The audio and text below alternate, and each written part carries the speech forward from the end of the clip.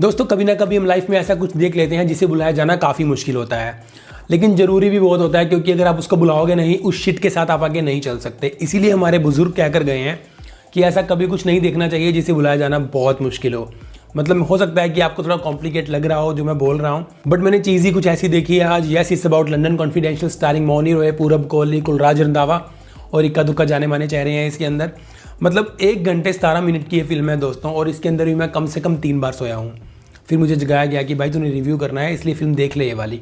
और मेरा रिव्यू करने का कोई इरादा नहीं था, क्योंकि I am feeling very lazy. होता क्या है कि एक फिल्म होती है, एक जो भी सीरीज़ है, जो कंटेंट है, उसकी एक वाइब होती है। जब आप उसे देख रहे होते हो और देखने के बाद जब आप उसे छोड़ते हो, जब खत्म हो जाती है वो, तो जो लंदन कॉन्फिडेंशियल के टाइम पे मेरे साथ हुआ, it's very lazy, very depressing और बहुत ही ज़्यादा, मतलब मैं आपको बयान नहीं कर पा रहा हूँ कि मैं कैसा फील कर रहा हूँ।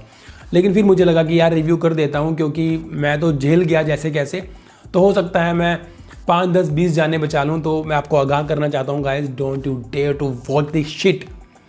मतलब स्टोरी मैं फिर भी कह सकता हूँ कि ठीक ठाक है, लेकिन डायरेक्शन कमल सेठी की इतनी पुअर, इतनी वीक, इतनी प्रेडिक्टेबल स्टोरी है ये कि 1 घंटे 17 मिनट के अंदर भी ये लोग हमें बांध कर नहीं रख पाए। मतलब hats off to you director साहब, हैट्स ऑफ टू यू। अगर मैं स्टोरी की बात करूँ, अब रिव्यू कर ही रहा हूँ, तो सोचा 2-4 चीज़ें आपको बता ही दूँ। तो स्टोरी रीसेंट टाइम्स में ही लिखी गई है, क्योंकि कोरोना का जिक्र है। अब चाइना कोरोना के बाद एक और वायरस की तैयारी कर चुका है स्प्रेड करने की ग्लोबली। अब यूके के अंदर एक जनरल कॉन्फ्रेंस है, ग्लोबली कॉन्फ्रेंस है वहाँ पर, जिसको लेकर इंडियन टीम ने भी अपने रॉ एजेंट्स भेज रखे हैं वहाँ पर 5-7।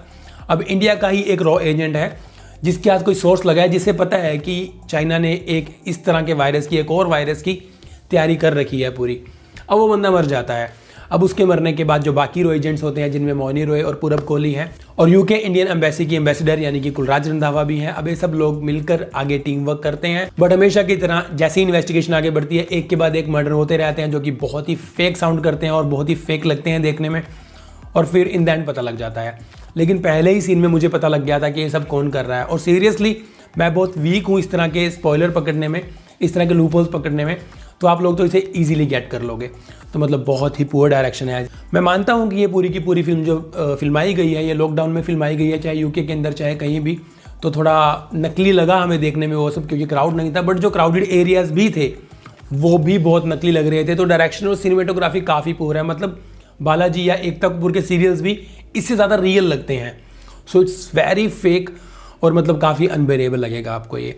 स्टोरी में कुछ नयापन नहीं है, स्टोरी बहुत ही ज़्यादा लूप होल्स के साथ आगे बढ़ती है, और बहुत ही ज़्यादा कॉम्प्लिकेशंस हैं स्टोरी के अंदर, क्योंकि फिल्म ही काफ़ी बकवास है। सो गाइस, लंदन कॉन्फिडेंशियल को मैं एक अलग सी कैटेगरी में रखूंगा, जो शायद आज से पहले मैंने सोची भी नहीं थी कभी, क्योंकि एक तो 1 घंटा 17 मिनट की फिल्म है, लेकिन उसके बाद भी ये टॉर्चरस है, उसके बाद भी ये मतलब सही नहीं जाती फिल्म, अनबियरेबल है।